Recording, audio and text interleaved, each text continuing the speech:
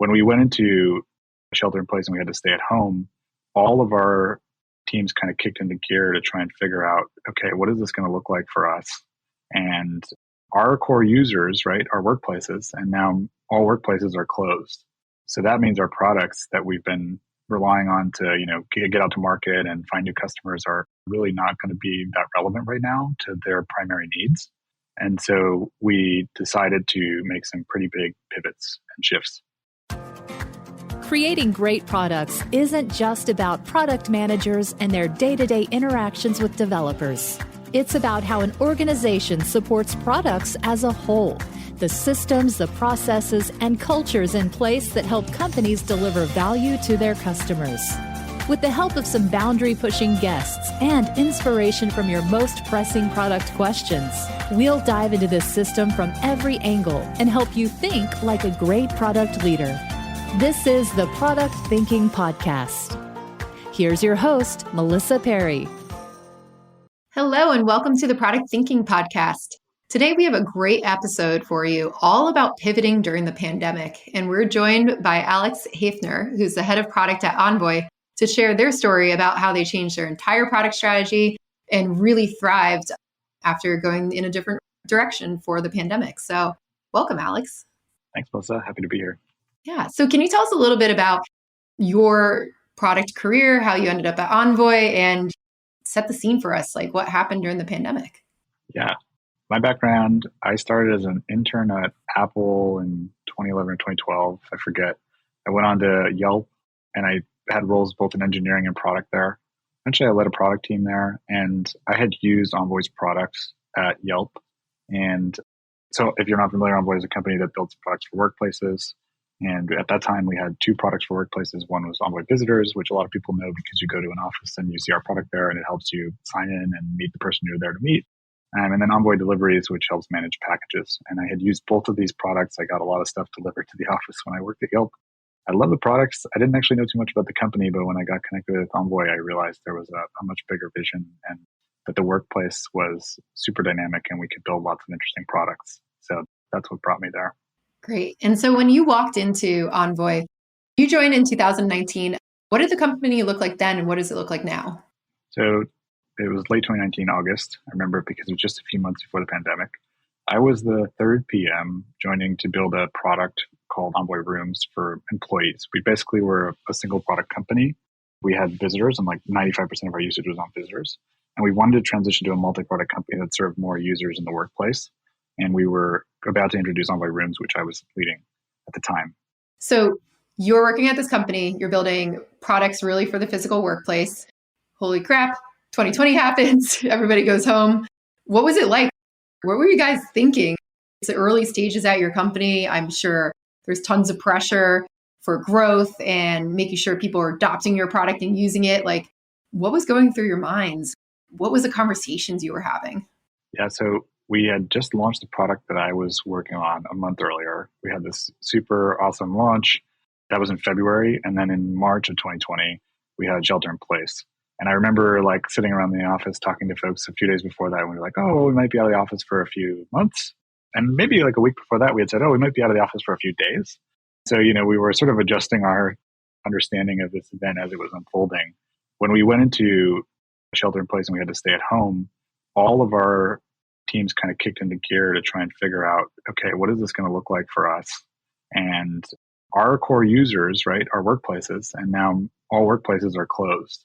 So that means our products that we've been relying on to, get out to market and find new customers are really not going to be that relevant right now to their primary needs.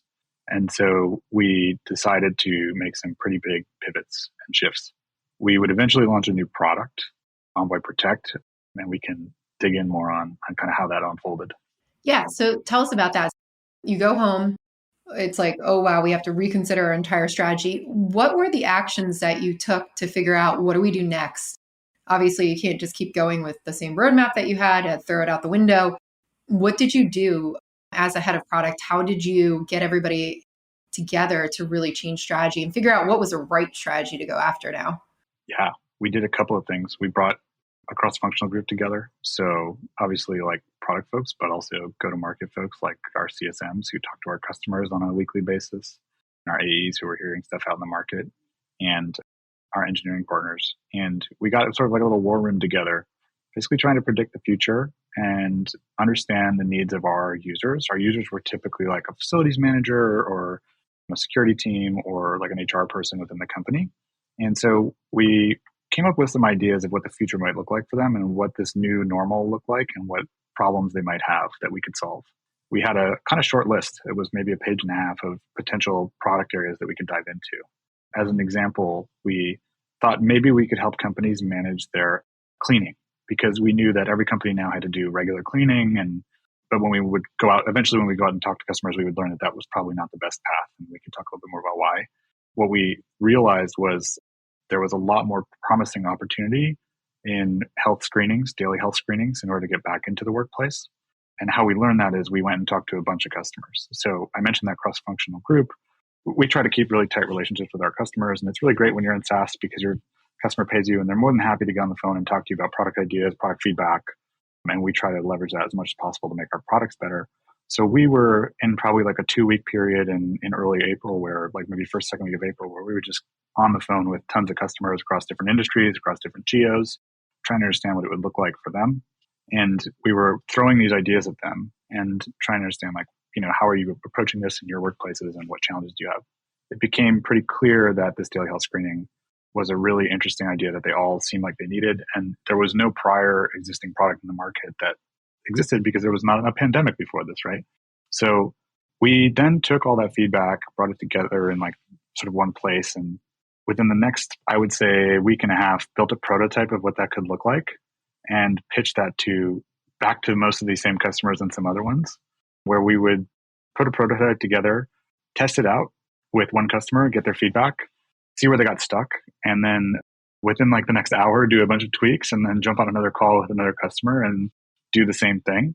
And we kept iterating. So we got to like a place where we felt like, okay, we know this is a big problem. We know a lot of our customers have the same problem, and this feels like a broadly applicable market. And we feel like we're getting on the right path in terms of solution. And on top of that, we're tuning like our talking points of how we talk about this product because we're learning in real time.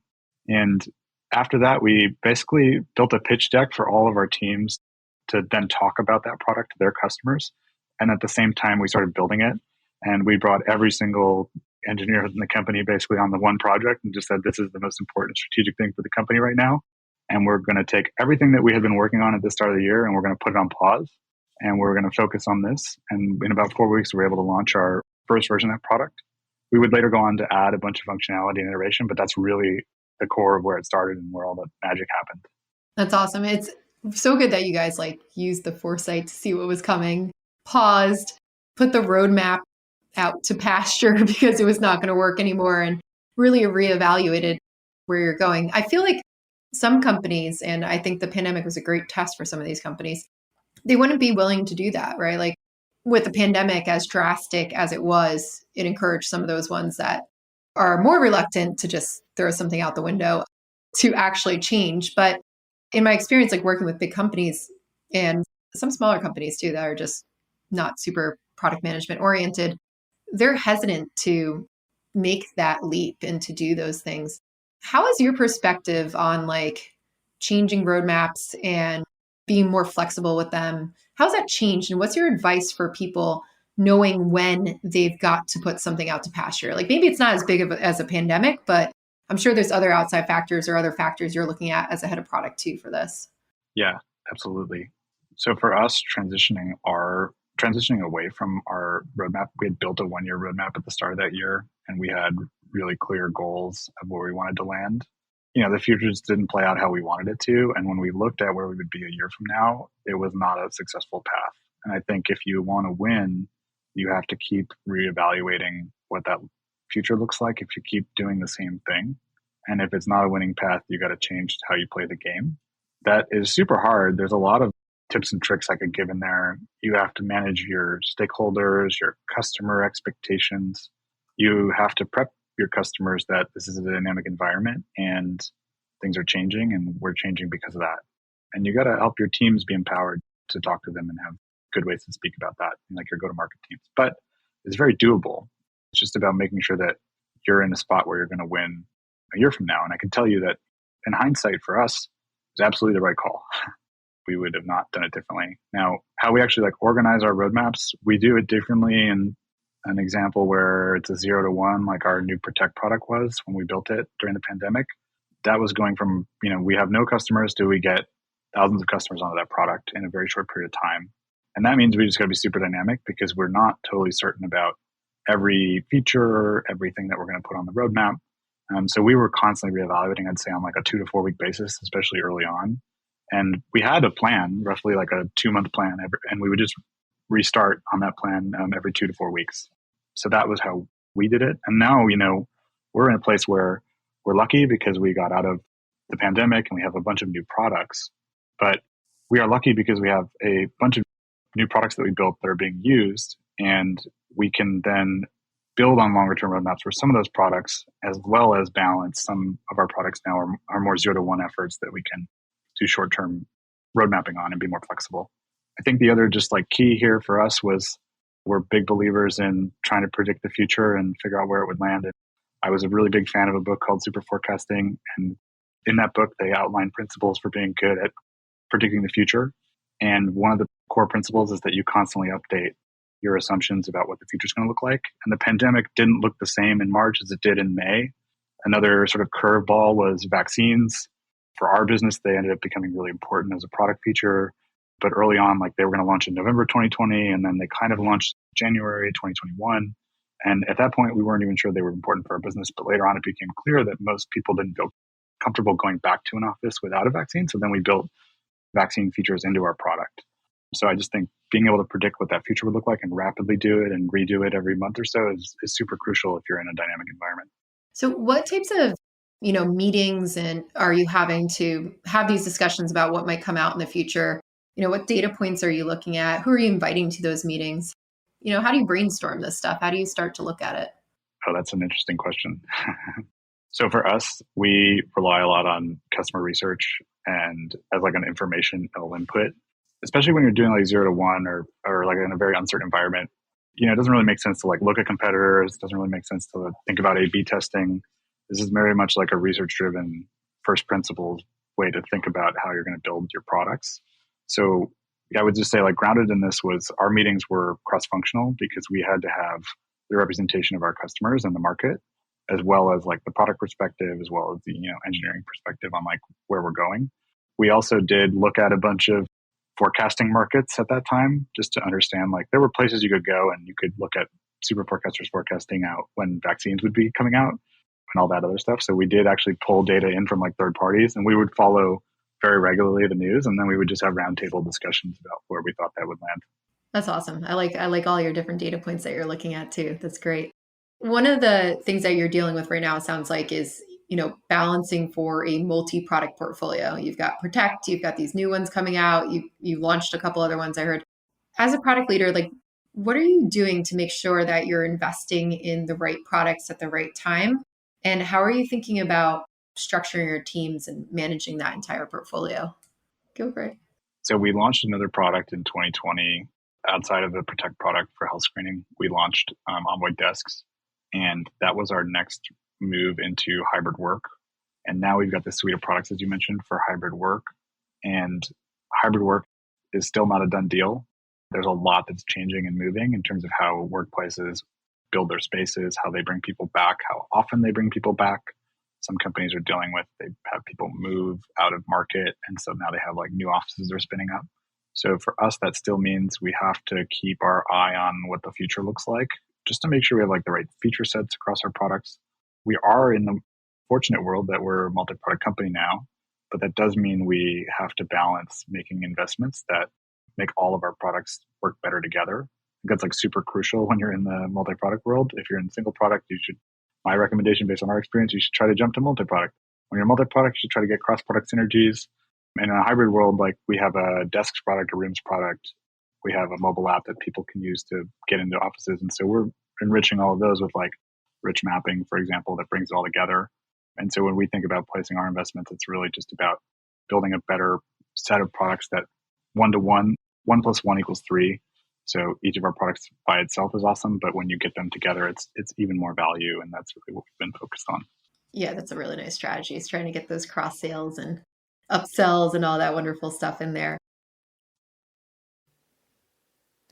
Did you know I have a course for product managers that you could take? It's called Product Institute.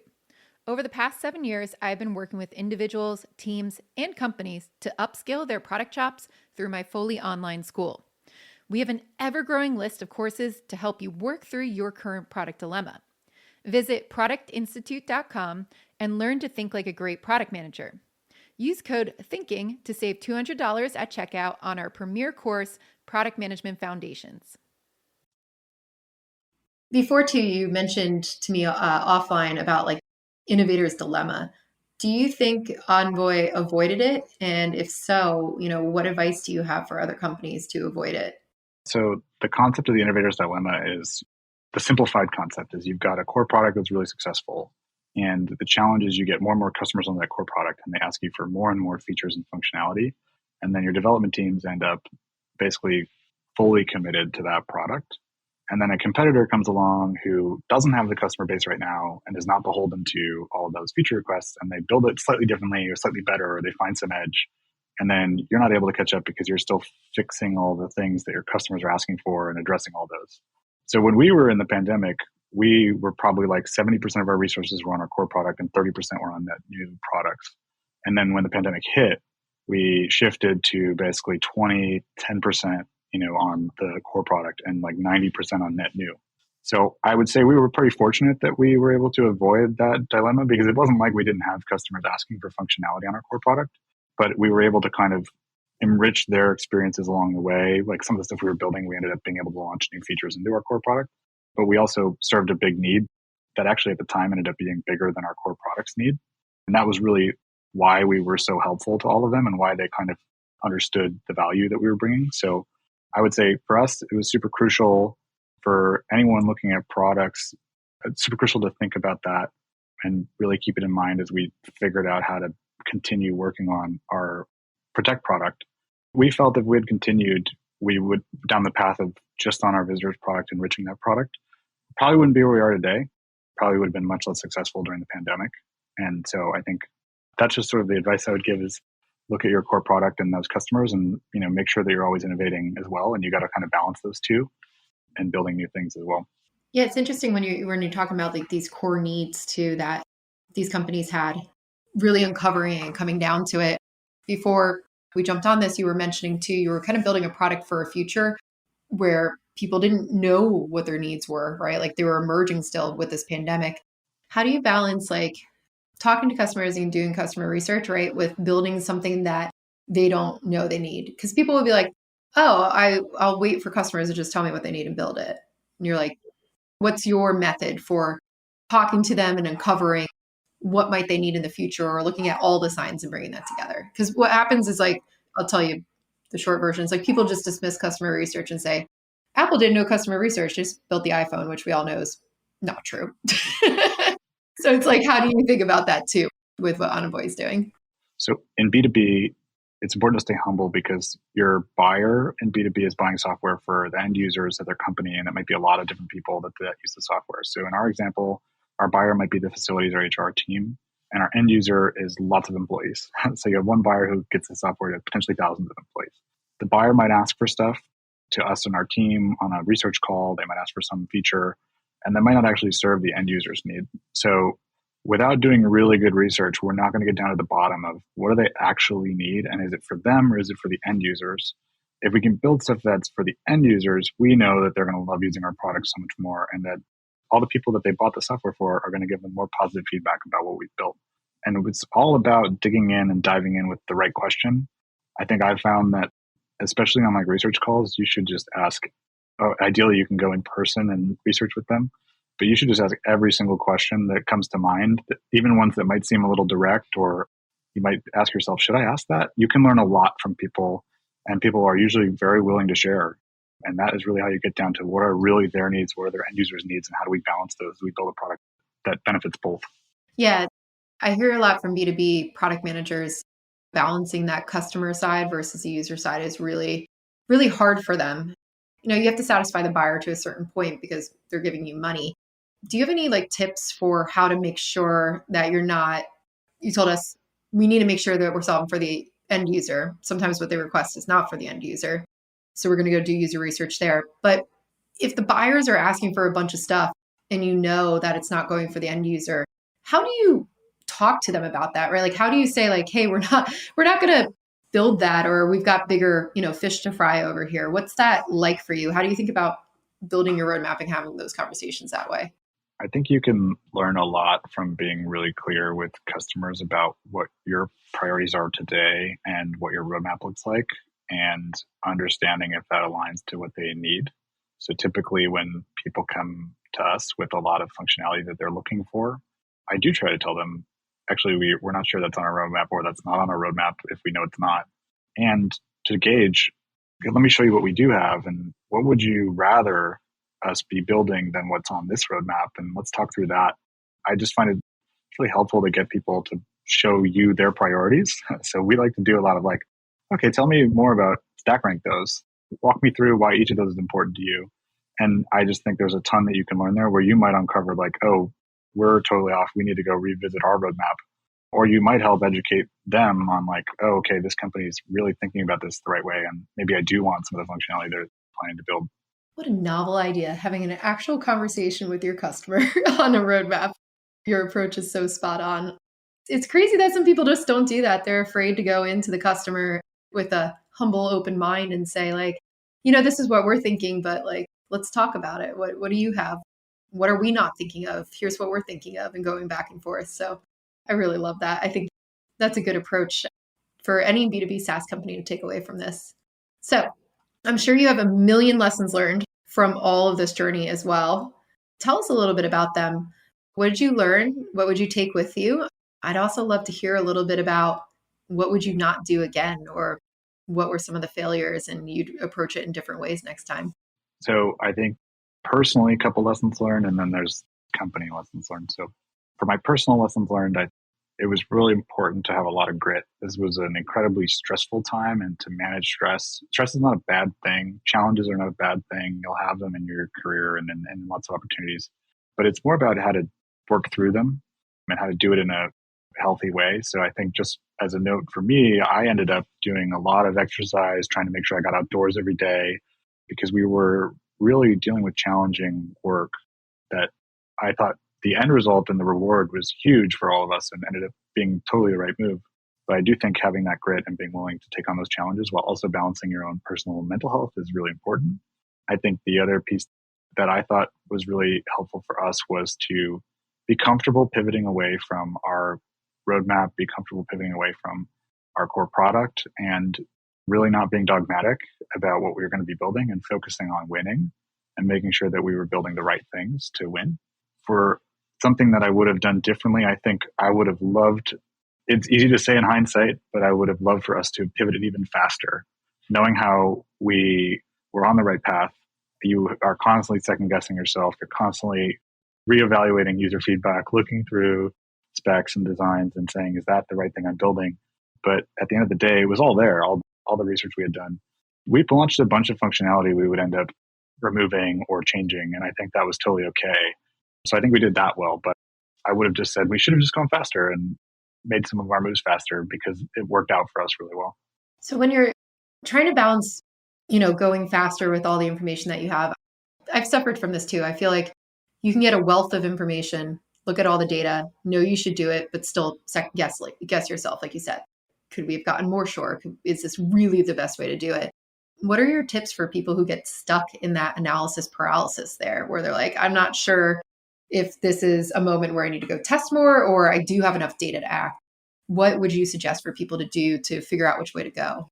I would suggest that it's always a gray area, and that it's probably most important to rank probability match what you think the future is going to look like.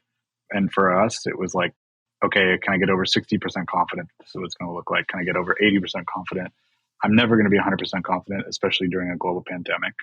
We were also lucky in that I was comfortable with the concept, and we were comfortable with the concept of a black swan event, something that is a huge inflection point. Everything's going to change. So, when you're in those inflections, you need to ride them. but you're going to have a ton of uncertainty. So just trying to think in like a more of a, I don't know if everyone thinks this way, but in like more of a probability based where it's like, well, I think 80% chance we're going this way. And so I'd take those odds in most cases. Yeah, those aren't bad odds at all. I wish more of us had 80% certainty. Yeah. We always want to have 100% chance of being right, but I don't think anything we do is like that. And I think most of the people, for example, in like who are good forecasters for the future, they don't think about it in terms of it's 100% going to be this way. They think about it in terms of there's a likelihood that it will be this way, and I'm going to take my bet on those odds right now. Yeah, that's really cool. Workplace technology. A lot of us are now working remotely. It looks like more and more companies are struggling to bring people back to the office. I'm sure some people are excited to get back to the office, but a lot of other people don't want to give up working from home. How are you thinking about this new future where we've got some people in the office, some people not in the office, a lot of teams like completely remote? How are you guys thinking about it? And what do you see as trends for workplace technology in the future? Yeah, it's a really good question. We are building a mobile first product suite. And then from the employee perspective, it's like one mobile app that you can do pretty much anything you need for your hybrid workplace. And your hybrid workplace might be a different place every day, depending on where you live and how you work. So we're trying to enable people to really have, from an individual's perspective, almost like a consumer-like experience of using your workplace, being able to show up there, get the desk that you need, make sure the team of people you want to spend time with that day are able to collaborate with you in person. And that in-person working together, collaboration is really why you should go there. So if we can enable that with our products, that's what we're trying to help the world with. I think we just see that pretty much every company is adopting some kind of flex work model. And then to make that successful really requires you to have great software that helps bring people together and form communities of people within a workplace who are working on the same project, who have the same challenges they're working through. I've been back in our office since May of last year, and I can tell you that I don't mind being on Zooms to go through lots of things, but there are certain things that you just cannot replace with in person.